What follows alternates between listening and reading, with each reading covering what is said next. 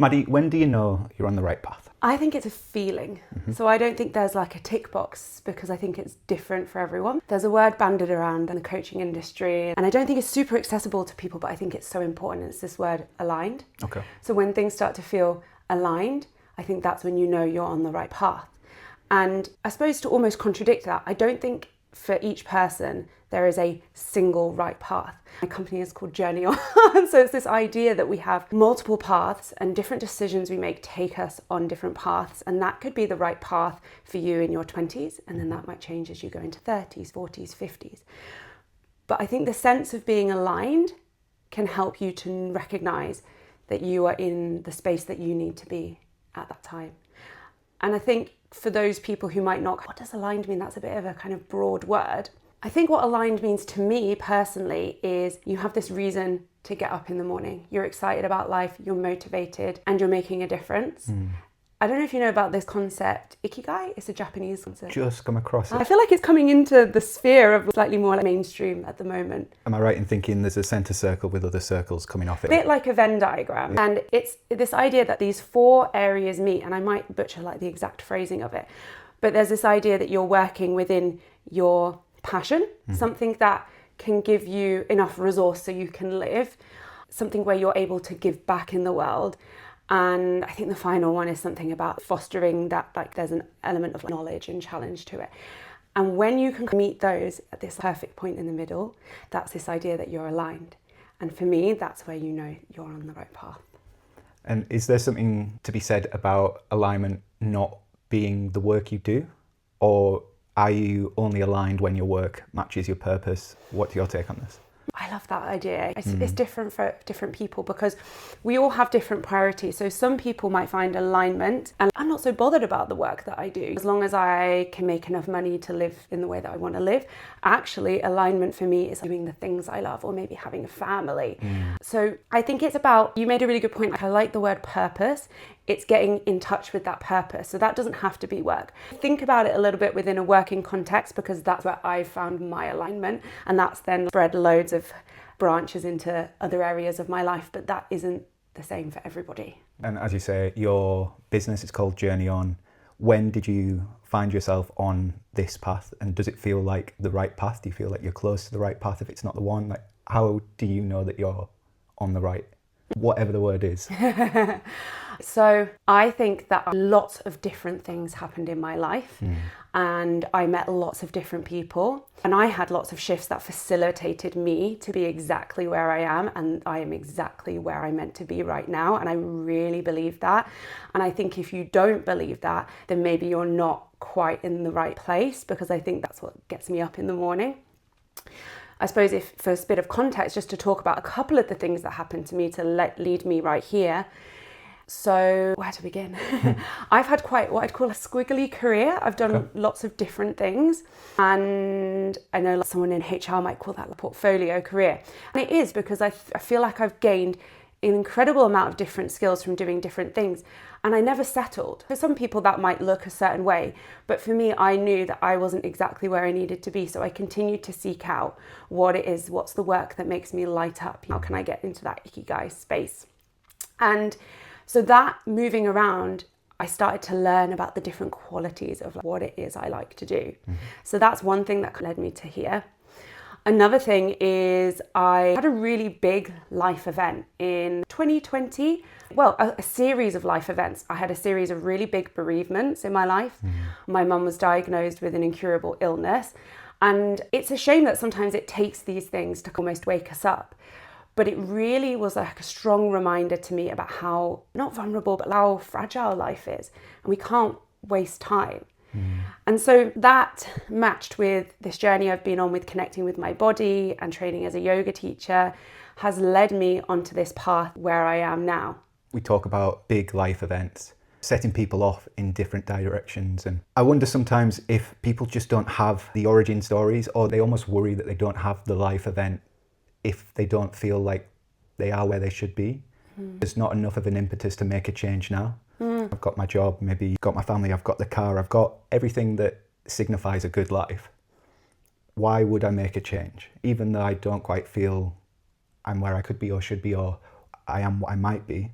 this is okay, isn't it? I look at other people and this is okay. And I wonder if sometimes we need permission to change where we don't have that, I want to say cataclysm, but it's not quite that. It's catalyst as much as it is cataclysm. It's not that somebody in your family has been diagnosed with something, or maybe even died, or that you've lost your job, or your partner's walked out. It might just be that you don't feel right. And that should be big enough. But I feel for a lot of people it isn't. Can you speak to that? You've picked on something so important. And so I think there's two things. First thing I'll say is, it's funny you say that, because I've had times in my life, and as I've started my business, where I've worried, I don't have this super strong origin story, not enough to make people like want to work with me. And I think that's taken a lot of unpicking for me, and being kind to myself of when you're trying to work with other people, it's just you as the individual that brings people in. And obviously it's important to have experience in what you do, but you don't need to necessarily have, like you say, like the big life event. But one of the main things I work with my coaching clients on is people coming, and this is a really kind of typical thing, is I work with a lot of women, say in their 40s and 50s, who've had exceptional careers. They've climbed ladders, you're in these really incredible senior roles. Maybe they've started a family, they have really good friendships, and yet they have this sense of something is missing. Yeah. And you're right, they're like, is that enough to want to leave this really high paid job, or this job that I've committed 15, 20 years of my career to? And what we do a lot of work on is thinking about unpicking what those belief systems and what those stories are. And often what we find in the work that I do, I'm a big believer that we all have core values, right? Whether we choose to live by them or not, there are things that we just have with us from our experiences, from childhood, from everything, that are our values. And often if we're not in alignment with that, that's where that kind of space comes, where people aren't feeling quite right. But the biggest thing I get is like, I have all this stuff, but why do I not feel really happy? So that's a lot of what I do the work with. And I think that is a big barrier. Sometimes people feeling like, I don't want to rock the boat if there's no need to. And I'm not, as a coach, I'm not there to tell them to rock the boat. I'm there to be a mirror and to walk alongside them in a collaborative way. But what we always do a lot of exploring on is, if there is a sense of something missing, can we just look at that curiously, kindly, and just sense into what that is? And sometimes when they start to really understand what that is, the path becomes clear. They don't need the catalyst or the reason. They start to get this incredible clarity, and then they're like, right, I'm ready to transform, or I'm ready to leave that job, change my hobby, whatever it is for them. And sometimes it's just pinpointing what that kind of gap is between that sense of, I've got all these things, but I'm not feeling this. When we start to identify that, it starts to bring things together for them. Do you find that there is a meaningful difference, or maybe even a problematic difference, when people think about their lives and maybe elect to go for what their life is like relative to somebody else's rather than their own? I think that's a massive societal issue. And I think that social media, I will say, is a fantastic tool. And there is a lot of great things about the online world. But I think one of the huge negatives is like this comparison. It feels like an epidemic. People live their lives thinking that they should be one thing when it's the other. And actually, if I think about it in the context of my own life, some of the most fulfilled, happiest times of my life have been the most simple. It's been with my own 2 feet climbing a mountain. No phone, no distraction, not to tell everyone about it, just that achievement for myself. Yeah. And whereas I think we could fall into a trap, this is a very obvious one, but we might see influencers out there getting brand deals and flown across the world in business class. And yes, that's probably lovely, but do you really need that to feel fulfilled? That's the question to ask. And more often than not, it's no. It's actually, to feel fulfilled, I want to have an incredible conversation with my partner, or I want to go and do something for myself. So I think there is this issue of we're constantly striving. For a side note, there's nothing wrong with goals. I think that's really important and healthy, and it's a really amazing way to stay motivated, but the goal has to come from within you and be authentic to you, not because that's what someone else is doing or someone you feel society is telling you should do that. It's something that ties into coaching my PT and one-to-one clients. A lot of people come to me with a look. It's not necessarily a feeling to begin with. It's, I would like to look different. And maybe I would like to look like this person. And it's usually a celebrity who might or might not have had surgery, who might or might not have a team of chefs. But sometimes it's what they used to look like. And I think both images are problematic, but I put them there deliberately to provoke, in the sense of, you do want to look different. But what you want to get to is also a different feeling, I think, because you can't look like the person who spends that amount on a nutritionist and a PT and their gym. Yeah, you have a job and a life. So that one is unattainable. It just is. And you in the past also, I think, is gone in a way. But that's not problematic. The feelings that you remember when you look like that, maybe we can get to that. But it's always from a position of where you are now and adding to it rather than subtracting. And there's a really nice moment with a client last year who said, I used to go into the gym to take stuff off my body, whereas now I feel like I'm adding to it. Oh. I'm adding strength, I'm adding confidence. And it's that thing of working towards something now. I just want to say, I think that is, it's, people are lucky to work with you in that case, because I think there are a lot of people out there who are just like, I'm going to deliver this physical or like appearance result. And I think nail on the head there with feeling, right? Because we can feel good in lots of different variations of ourselves, in lots of different times of our life with different external stressors. And one thing that, as I was thinking about our conversation today, that really came into focus for me was how incredible I found the Paris Olympics last year, because I think, I don't know if it was just for my awareness or this felt for other people, but it did such a good job of highlighting that fitness and being well looks different on different people who do different sports and are from different builds, different gender, etc. And there's not this one type, which sometimes I think in the media, we think about film and TV, we are often sold this one type of physical fitness. So I think the fact that you're working into those feelings is just so important. And that is really important in coaching, right? Because if you think about coaching on a kind of top level, someone comes to you and says, I want to gain X amount of weight through lifting weights or whatever. You could work with them on that. But then 6 months down the line, if you've not gotten into that sense of feeling and that deeper understanding of why do you want that, how do you want to feel, they're probably just going to be back at square one maybe. Actually embedding that, and the word embody comes to mind, is where the real shifts happen. And that's what's transformative for people. When we think then about physical fitness, as you say, being different to all of us, and it could be different to any of us at any one time. So you have interperson differences, but you also have intrapersonal differences. Yeah, that I don't look the same as I did 10 years ago as I did 10 years before that, because my body composition's changed and my interests have changed, and I think my lungs are hopefully bigger. I wonder if an archetypal this is fit look that people still strive for, even if they can't get anywhere near it, makes physical fitness easier than, say, mental fitness or spiritual fitness. Does the average person have an archetype, an idol, a hero outside of somebody who can sit under a tree and have the village come and ask them questions? I had an interesting experience in Berlin in 2014, and I was travel writing and visiting different tourist attractions, and one of them was the Buddhist garden. And it was this wonderful, peaceful space in the middle of the city. As soon as you went through the gate, it did just feel like everything went, there wasn't a sound. But the way the people were talking who worked there, who would identify as monks, I think that would be fair given the parameters of their beliefs and religion. They had their food brought to them. If they were thirsty, they had water brought to them. I don't know how hard they worked when they were in that setting, but it felt like they were able to be peaceful and in tune because they didn't have anything going on outside of this wonderful space. And as soon as I left that space, it was noisy and it was dirty, and I almost got hit by a cyclist, and I was just like, what I would give to have that.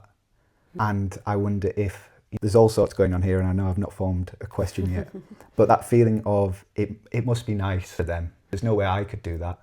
I can't sit under a tree all day and find myself. This is where I am, wiping dirt off my shoe. Recovering from your cyclist. So how could somebody who maybe hasn't worked on their spiritual or mental fitness, their emotional fitness, maybe get closer to a sense of what's the equivalent of picking up a dumbbell and putting it down again for the typical person, do you think? So before I jump into that, I think it's a really interesting comparison I just drew there between this idea of people, fitness influencers who spend their entire life dedicating to their physical health, and they have this money and nutritionists and all these things. And that's kind of what you've described in the spiritual setting of that is their role in life. And so that they're able to master that in the same way maybe someone who's like an actor or an actress or fitness influencer can. So I think that's an interesting comparison, and we can use a similar principle in that we all have lives, we have stresses, we have lots of external things, and more often than not, we can't predict when these different stresses are going to happen. But what we can do is start small. And that's exactly how it started for me. I ran an ultramarathon last year. I didn't just wake up one day and run 50k through the Lake District. I can tap into breath work really quickly and do breath retentions. I didn't just wake up one day and start holding my breath. And then I didn't just suddenly start teaching. These things take time, and we also need to be gentle and kind to ourselves and know that we have lots of other commitments. And one of the biggest barriers I see with people to developing mental fitness, which you say is flexing a muscle or you're building a muscle, is that they think they have to do it perfectly from day dot, otherwise it's not worth doing. And I was literally just writing about this morning, that if I were to start again, I was writing a list of a couple of things that I would do. And so if I share a couple now, it would be things like building in a morning routine, but not to whip myself with it and get really annoyed with myself if I don't do it, but just to start building a habit of going like, I am important. The more, I know it's a cliche, but the more I fill my cup, the more I have to pour out to whatever it is I do, whatever I commit to. And it doesn't need to be going to sit under a tree for 2 hours. It can be literally sitting up in bed, doing a 5-minute meditation, or sitting and doing morning pages, which is essentially just journaling. And you don't have to do it alone. There are so many free resources like YouTube, Spotify, like billions of different ways to access this stuff. That's one thing that I would build in for people who are like, how on earth do I start this journey? Another thing is about prioritizing yourself, which I know is so hard for people. Like, so many people in this world are like givers. They just want to give and give to partners and jobs and kids and dogs and all the other things. But if you can give yourself 1 hour a week, just one, to go and do something that I think just allows you to sit with yourself, particularly if it allows you to get into your body. And I'm not necessarily talking about the gym, because I think that could be, for some people it might be the thing, but I think you're quite focused and maybe working towards a goal. I think just something where there's not really expectation. So maybe a walk in nature, maybe just putting your phone down and reading.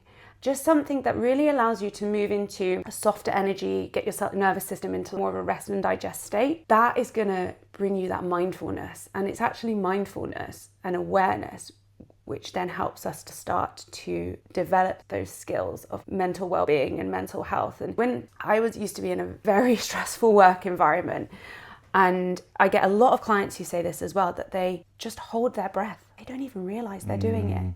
They go into big meetings and they're just sat there and shoulders are up by their ears and they're going redder and redder in the face. And it's because they've not once that week spent any time just slowing things down. Yeah. So I think those would just be like a couple of things. There's more, but I think those are really possible things for people to do. Have you come across the idea of telic and atelic movement? No, I've not heard of that. So it's exactly what you're describing, movement without purpose, going for a walk, not necessarily getting your steps in, not to listen to a productivity podcast on 2 times speed. It is that thing of taking time for yourself because of yourself. And I am terrible for doing that. Last Saturday, it was a rain day. I knew it was going to rain. I saw the forecast, I saw the clouds. I still went for a run in the morning and then ended up baking and watching a TV series. Now, as a kid, I could have just watched TV and I wouldn't have had to have justified it with a run in the morning. And I recognised at around the 3rd episode maybe that this was indulgent for me, of not moving from the sofa, of actually just committing to not moving. Yes, I was distracted by the TV, but that was the most still I'd been maybe in years. And I'd been backpacking around Southeast Asia. I don't think I'd been that still because there was always something else going on. There was always somebody around, or a noise, or a need for water, or the sun was moving around and I'm a pale boy, I need to get out of the way. So I felt almost, looking back at it, that I did the run in order to justify the time off. Whereas actually, 1 day in a week isn't asking for too much. And I still have to give myself permission to have that day off. So I think I could definitely put into practice some of the things you mentioned there. Our society is completely obsessed with productivity. And so I'm not surprised, I struggle with that as well. And I think we probably can both agree, both pretty active people, we enjoy doing that. So being outdoors in nature, getting for a run, whatever it is something that is not, times we might have to motivate ourselves to go, but like probably something that we both enjoy. So I think it can also get wrapped up in that productivity as well. Like, where is the line of, I want to go, but do I need to? So I think there is a bit of a blur there, but I think for those of us who are quite self-motivated, it's really hard to switch off. And we also, sometimes there's beliefs and there's a bit of a narrative that sitting and watching TV is lazy, or fill in whatever word is appropriate for you. So that can be something hard for us to reconcile. What does that say about me if I sit and watch 3 episodes of this show?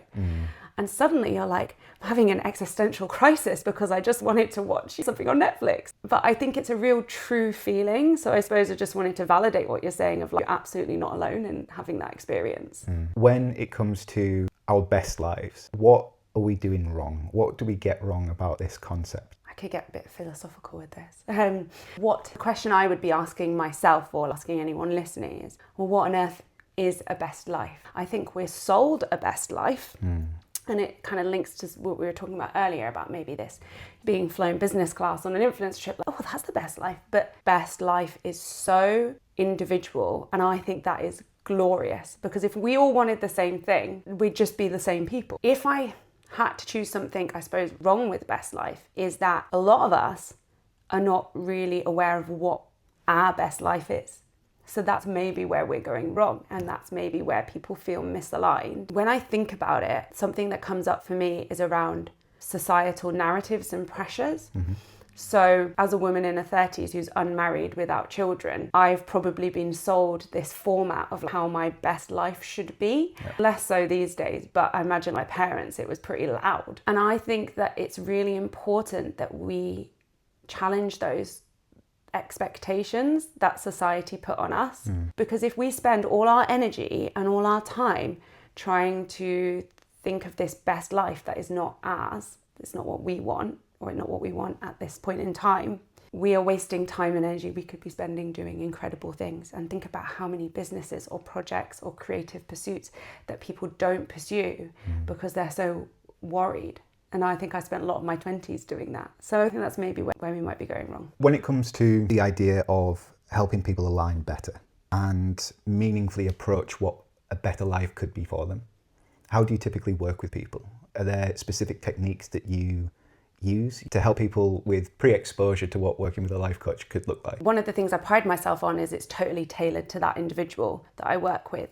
And I think the kind of difference in me and maybe other life coaches people might have seen online or heard about is that I tag myself as a mind-body life coach. So the really important thing that I do in my work is I think we can intellectualize all day long, but actually the true change comes from embodiment. Working in with the mind, I use a lot of different tools. Primarily we start with talking space, and it's really collaborative. Well, I hope for any coaches working out there is that the person that we're working with is resourceful and whole. So we're not trying to fix anyone. No. We're just trying to help them and support them get through any barriers or work towards the goal that it is. There's a really beautiful technique called future pacing. So if someone is very clear about what they want to do, but they are struggling to get there, so they're like, I know I want this new job, but I can't quit. It's been 5 years and I know. We work with a technique into the future, and we start with visualization into the future, and we work backwards. And sometimes just that flip reverse totally unlocks it for people. I spoke a bit earlier about core values being really important. So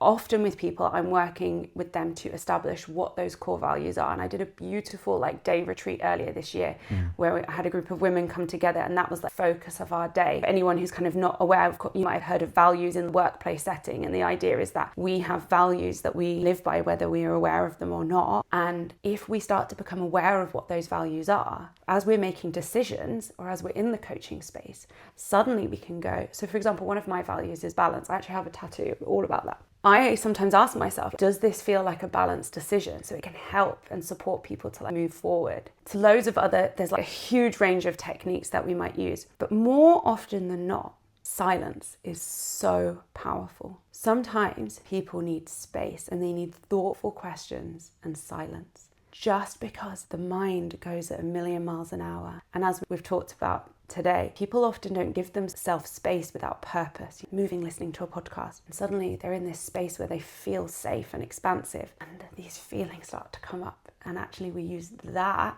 to then explore and go deeper. Other side of the work that I do, and this is what I love about what I do, is we bring in the body.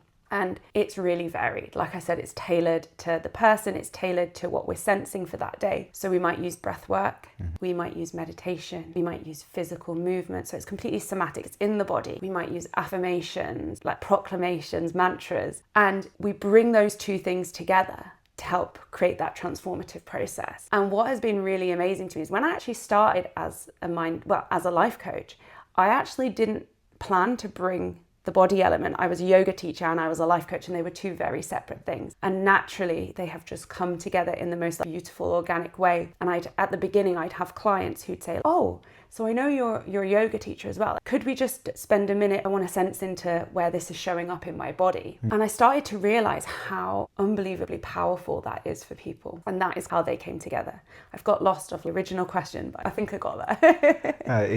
It sounds expansive as it should be, because we're trying to help people become and be. So there's that being and doing. You have, was that night and day that I spotted? Yes. Basically. Yeah. It's like masculine and feminine energy, yeah. Nice. And I've been looking more into the taijitu. The fitness and thinking logo is obviously loosely inspired by that. And the idea is that we have a bit of something in the whole of the other, night and day. That you have that slither of light at night, and you have that slither of dark in the daytime. Camus that says, there is no sun without shadow, and it's essential to know the night. Eastern philosophy, it is about that one being within the other. You can think and dream all of this, but until you actually do it, it's not meaningful.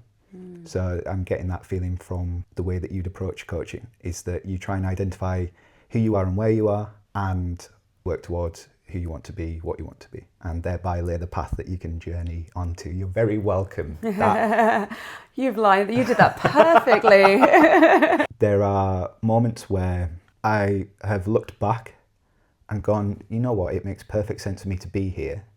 It's so much easier to join the dots of our lives when we look back and go, oh, that degree that I've not actually used, no, I am using it in some applied way. This idea that while our lives might feel chaotic and like they go in many different directions, ultimately you are the point, you are the nexus of where all of these pasts and stories come to, which is quite beautiful. And then obviously that can expand back out into the future.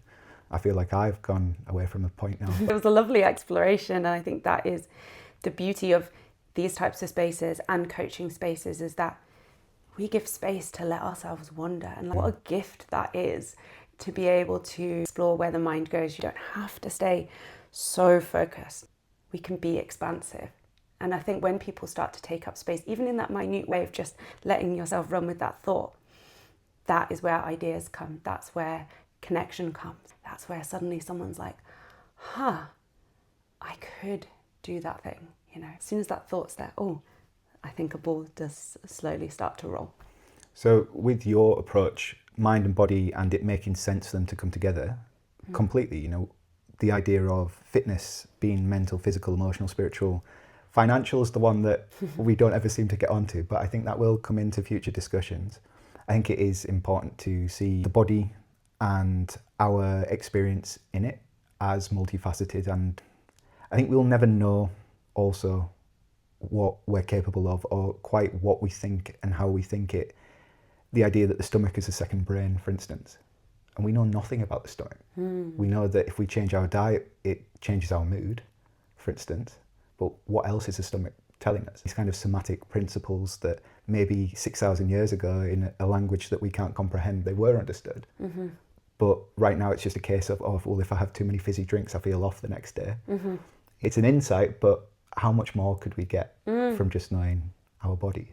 Oh God, that's huge. If you read The Body Keeps the Score. And so I was going to ask you about that. I think can't speak hugely on the scientific side of things because it's not my specialism, but just in my own experiences and the experiences of those that I work with, and God, just even in yoga classes, the amount of people who have chronic stress and then they have bloating, or they suddenly start suffering from various other ailments.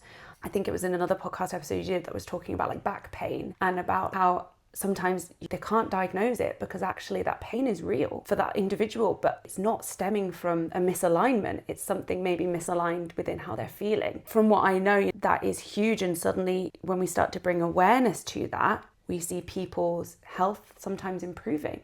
So when they build that mental resilience, improving their mental health, physically they feel better, which is hugely powerful. But sometimes missed. We've been talking about like this mind-body connection. It's like we can't see ourselves as one or the other. I think in everything that we do, we need to acknowledge that we are both. We are always both. That is how we become aligned. That is how we truly make change. That is how we truly live the life that we want to live and intend to live. How do you feel about AI in the coaching space? Has it impacted you yet? Do you worry that it will? It's not impacted me specifically yet. I absolutely think it will. I'm just not exactly sure how. I think that the work that I do is so sort of tailored and personalized, and also the importance is like the human connection of it. And because of doing work within the body, I feel confident that I have a space and will continue to have a space, and that I would be really disappointed to see AI replace that. But I'm not I'm not completely against AI. I think there's a place for it and there's a use for it. I'm just not 100% sure how that's going to be showing up. I think AI can be a supportive resource, but it shouldn't replace these people like you and I. I think people need human connection. It's so important. And I would hate to see that be lost. Sure. The wood was missed for the trees by the hundreds, maybe thousands of people who have gone to the robot for these workout plans. Because actually, when you work with a coach, they can give you the parameters to work within, and to then say, actually, you're stronger than you think you are. You need more than you're getting right now. Or, you know what, maybe this week, we just need to dial it back. If we're always aiming for this 3x12, we miss the natural variance in the body, and therefore we miss the results that we could be making. Still think I'll pivot to the post for the next year or so, unless it's listening to this conversation and now knows to do a rep range. But also in terms of what you're saying, that real-time feedback and understanding where a person is up to and actually seeing and hearing where they are. And I'm sure what the people we work with pay for is they're investing also in you. They've connected with you, or they've connected with me, and they feel this level of trust and safety of this person can support me to work towards where I would like to be. And I just don't think that an AI robot can replicate that. The face of you and your complete individuality, and like I say, on different days, you're going to bring different things. You're not exactly the same person every single day. I think that's so important. And this other thing I saw, if we're going to use AI, we don't need to let it take our creativity and we sit and do the admin. We let it automate and do some of the admin that kind of is more of the background things, so we can show up creatively, so we can be present. If we're going to use it, that's the correct way around to use it, because that is what is individual and that is what is special about us as people, not that I can type in a spreadsheet necessarily. 100%. When it comes to your sense of fitness, obviously a lot of what we've discussed has been based on identity and movement, mind, body for sure. But what do you find joy in? How do you physically express and move and stay in shape? I want to try and do everything. So I've had a lot of hobbies in my time. Obviously yoga, I teach a lot of yoga, but I also do a lot myself. My own practice is very gentle because I'm quite a strong teacher. So I teach quite like vinyasa flows, which for anyone who's not aware, it's quite flowy, a lot of movement. So I like to show up in my own practice in quite gentle, kind of deeper holds. I run, so that's my main thing. For me, it's about like getting out into nature. I do often, when I'm training towards races and things, I do often use a plan, but more often than not, especially this year where I've decided not really to do any racing, just run for joy, like just there a distance or a time in mind based around my day, but generally keeping it in low heart rate zone. Maybe once a week I'll do a little bit of a harder effort.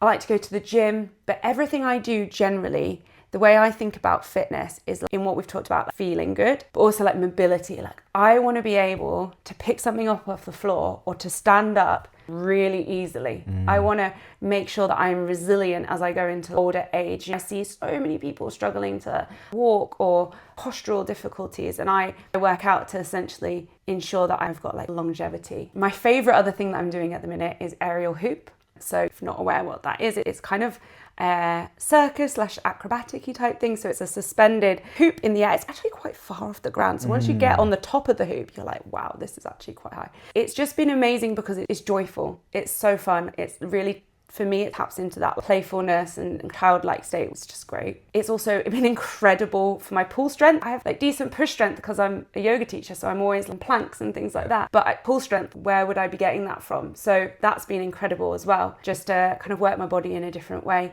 That's kind of the main ways that I do now, but also free movement. So like more often than not, I will just stand up and whack on a song and dance for 5 minutes if I've been sat at my computer for an hour, because we should be moving our bodies regularly. And why not do it in a joyful way? No one's watching. Probably my neighbours have seen me dancing around the kitchen. Really varied. I don't train or move in one specific way, and it changes. A few years ago, if you'd asked me, I would have said that I'm really into climbing because that's what I was into at that stage, but it just moves and flows with life. Maybe some of the tools, techniques, practices that you've described for helping people within your coaching, certainly that I've helped people with in one-to-one coaching, and I used to teach a stretch class at Pure Gym. And my stretch class was influenced by one of my favourite yogis who has over 1,000 hours of teaching practice and I think trained in part in India. And we are obviously secularising some of the tools that we use. And I don't think that makes them any less valid. But is there a problematic element to cherry picking from cultures in order to better ourselves in our own? Is that too big a way of framing this, in the sense of the Buddhists that we might be aware of and the Eightfold Path? There's more to finding yourself and to becoming enlightened than just meditating. There is a whole way of living about it. But we understand meditation to be helpful. You know, I wrote a dissertation on meditation-based cognitive therapy and how this can be huge for people who have struggled with treatment-resistant depression. Being mindful could actually help you through. You don't need to be a Buddhist to have a better quality of life, but mindfulness has come from TM, which has come from Buddhist principles. How do you feel teaching maybe something that is Eastern derived in the West? Do you ever feel a sense of conflict there? Or is it an appreciation rather than appropriation maybe? I literally just wrote on my Substack about about a challenge of being a yoga teacher in the West and worrying that I'm taking away from traditional kind of cultures and worrying about this, westernization of it. It's not something I have, I think, a perfect answer for. I think that as a yoga teacher in Sheffield, UK, I do have a duty to try and bring in teaching. So there's a huge misconception, for example, if we just talk about yoga for a minute, that yoga is just asana, which is the postures. That is a tiny, tiny part of what yoga is, one of 8 limbs. So there's various other things, pranayama, breath, but also teachings, yamas, niyamas, which are things that we can do, things that we should not live by. And I try in my teaching, particularly in classes where I have the space to do so, to bring in that learning, because I think it is important that we are understanding the philosophy and the whole picture. But I also recognize that I am one single person, and that, as you've said, there are different tools that are helpful at different points. So I thought it was interesting, that use of cherry picking, because I almost see it as there's this toolbox and I'm a forever student, so I will spend my life, I'll never be complete, trying to fill that toolbox with learning and more understanding of different modalities and education, so that when I work with people, we can explore those. But I see it more as an offering rather than a saying, this should fit you. Meditation works for me, so it should work for you. I don't think that's a helpful approach, and I'm not like a mentor or a teacher in that sense when I think about coaching. I don't know if I have a perfect answer for that. I think it's still something that I'm trying to figure out. It's that thing for me that I don't want to deride anybody's attempt to help other people. If it's grounded in good intention and has been shown in some way to help, and the people who do it enjoy it, I think there's an amount to be said for that, whatever it is. Something that you're closer to than I am, and I had to call my class a stretch class. I was not comfortable at all, despite the fact that I was pretty much teaching vinyasa flow, that what I was doing was yogic. I didn't want to put yoga TM on it. It's related to and derived from, but it's based on my understanding of, if we stretch out the quadratus lumborum, you might be able to get out of bed a bit easier in the morning, rather than millennia of principles to do with being and becoming. So I think my use of it is secular and in the moment, and it helped people, and 2 people fell asleep in the class. I think I fell asleep in one of them. People laugh, but it's just completely true. I say, if all you do in this hour class and what you need is to lie here and breathe and then fall asleep, then that is what you need today. And people always laugh, but it happens. And if we listened more and we let go of the ego, we say, oh, I don't need to do that chaturanga or that down dog. because actually I don't need that today. God, how much better would we all feel, 100%. Yeah. Yeah, so it's one of those where I think we can feel maybe silly on the other side of it. So if it's not to do with appropriation, it's to do with feeling daft. What are we doing in Sheffield with yoga and being flexible and omming and ahhing? Like, that's got nothing to do with what we see every day. But actually, no, it's about being in the body. Whatever language you speak, whatever religion you might have, whatever your spiritualism's up to, we all have this wild machine that we don't have a license for.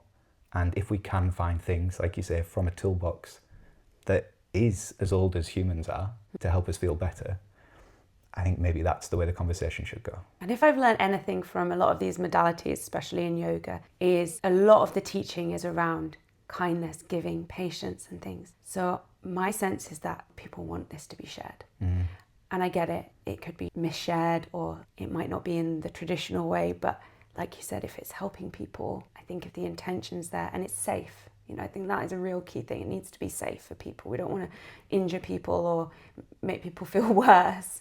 Then it's really a gift. Is there anything that we've missed, Maddie, or that you'd want to cover? I think the only thing that I'd maybe share is a little bit around, I think you asked me previously about legacy. It was a really interesting question because I've never been asked that before. What I thought about was how legacy, I think, as a word, is often really tied up with a family legacy or I did this and it'll be passed down. And what I started to notice about the work that I do, which I think is really important, is what I would like my legacy to be is nothing to do with necessarily my name or my business or anything. If you come into contact with me, whether it's through this podcast, a class, I coach you, whatever it is, we just meet at a festival. I'm lining that up because I'm going to a festival next week, so I want to meet some interesting people. If we can share some knowledge in any way, whether that's breathwork technique, a way to calm the nervous system, and that is something that you can take into your life that helps you and then you share with others, that is the legacy that I would like to leave. It's nothing to do with me as an individual. Let's have a society where we feel not stuck in fight or flight, pursuing things that we love. We're finding that, perfect point where we feel aligned. Let's share that and let that kind of carry itself. And short of people by chance bumping into you at a festival next week, is there a link, is there a place that they could go to find where you are?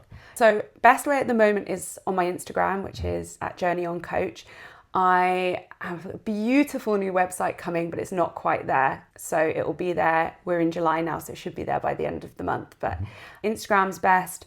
I'm running a weekend retreat in the beautiful Peak District in September. It's trail running, hiking, yoga, wellness, all the good stuff. So that's all on my Instagram as well. Just love chatting to people, connecting. So drop into my DMs. It's welcome. Perfect. Appreciate you being here. It's been great. Thank you. How are you feeling? Good. I love it. Could talk for hours. It's going to be a long episode.